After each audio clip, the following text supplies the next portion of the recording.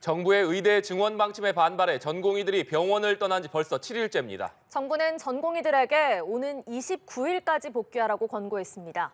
취재기자 연결해 자세한 사항 알아보겠습니다. 조성음 기자. 네, 서울대병원 앞에 나와 있습니다.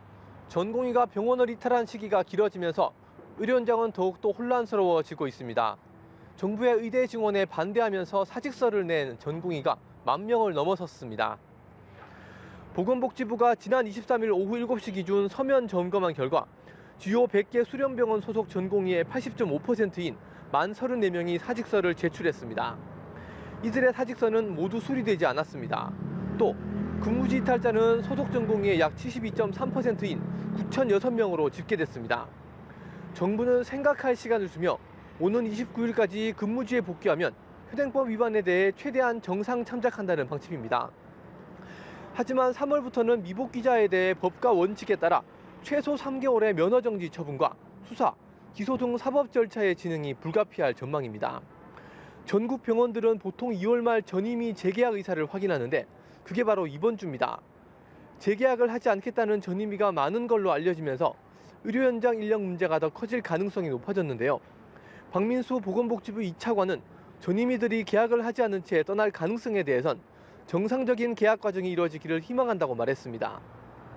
여기에 빈자리를 채우는 한 축인 대학병원 교수들은 서울대 의대를 중심으로 겸직 해지를 통해 병원 진료에는 손을 떼고 강의에만 집중하는 방안을 논의하고 있습니다.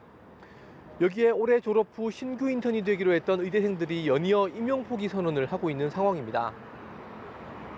네, 상황이 좋지 않다 보니 의료 현장에서도 진료 공백을 메우기 위한 대책이 진행돼야 할 것 같은데 어떻습니까?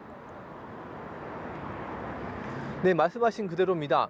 정부는 현장의 일부 혼란은 있지만 응급 환자와 중증 환자를 기반으로 한 비상진료 체계는 안정적으로 운영이 되고 있다고 설명했습니다. 지난 23일 오후 6시 기준 의사 집단행동 피해 신고 지원센터에 신규 접수된 피해 사례는 모두 38건으로 기존 사례 189건을 합치면 모두 227건입니다.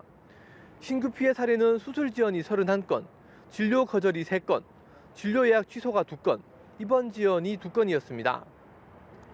하지만 보건의료 위기 심각 단계 발령에 따라 간호사들이 전공의들의 업무를 강제로 떠맡고 있는 상황입니다. 이에 따라 중대본은 내일부터 전국 종합병원과 수련병원에서 근무하는 간호사들을 대상으로 진료 지원 인력 시범 사업을 실시하기로 결정했습니다. 앞으로 간호사가 수행할 수 있는 업무의 범위는 의료기관의 장이 내부위원회를 구성하거나 간호부서장과 협의해 결정합니다. 다만 판례를 통해 간호사가 할 수 없는 행위로 이미 정해진 행위들은 여전히 제한됩니다. 정부는 또 의사 온라인 커뮤니티에 나오는 집단행동 선동글에도 대응한다는 방침입니다. 지금까지 서울대병원에서 전해드렸습니다.